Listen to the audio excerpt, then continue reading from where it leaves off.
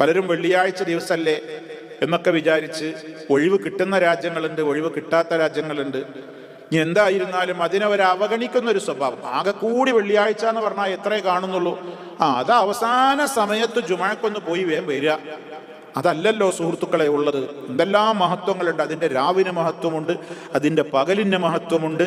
സലാത്ത് അധികരിപ്പിക്കേണ്ടതുണ്ട്, സൂറത്തുൽ കഹ്ഫ് പാരായണം ചെയ്യേണ്ടതുണ്ട്.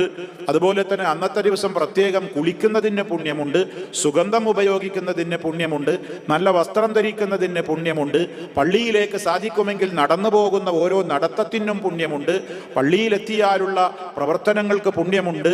ആ ദിവസത്തിൽ ഒരു പ്രത്യേകമായ സമയമുണ്ട്, അത് വളരെ കുറഞ്ഞ നേരമേയുള്ളൂ.